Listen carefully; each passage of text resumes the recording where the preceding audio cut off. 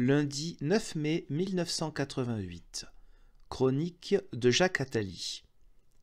François Mitterrand est réélu. Comme pour se montrer à lui-même qu'il ne s'agit là que d'une péripétie, il décide, puisque nous sommes lundi, de s'offrir son habituelle partie de golf. Notre conversation roule sur l'ouverture qui semble, depuis hier, mobiliser tous les esprits.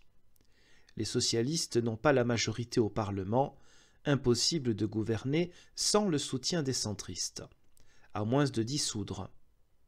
Le président n'a pas l'air de s'en soucier vraiment. On ne va tout de même pas se traîner aux pieds des centristes.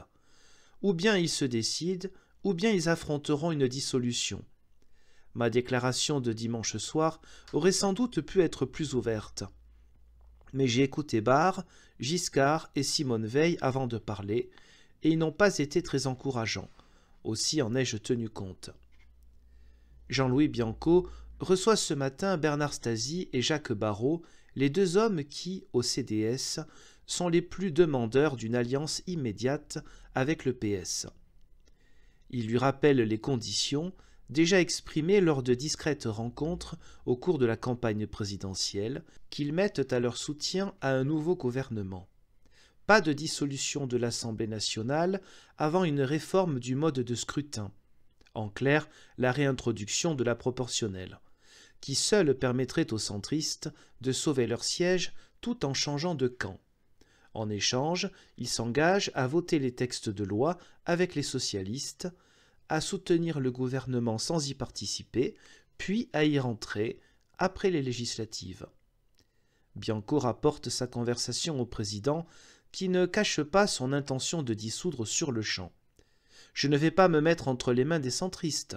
Si j'accepte leurs propositions, ils nous lâcheront dès que la situation deviendra difficile et nous perdrons les élections. » De Jean-Pierre Soisson à Michel Durafour, les membres de l'Association des démocrates, qu'a rassemblé Roland Dumas avant les élections, se voient tous ministres. Au PS, beaucoup s'agitent à propos de la formation du gouvernement. Quel Premier ministre ? Michel Rocard sans aucun doute. C'est en tout cas ce que j'ai pu déduire des rares indications que m'a fournies François Mitterrand ce matin. Pierre Bérégovoy, lui-même toujours sur les rangs, ne veut pas y croire et me dit « Rien n'est joué. François Mitterrand n'a encore rien décidé. Il ne faut pas prêter attention à l'intox de Rocard. » Lionel Jospin fait savoir au président qu'il veut un grand ministère d'État. Le président lui propose un grand département qui engloberait l'éducation, la recherche et les sports.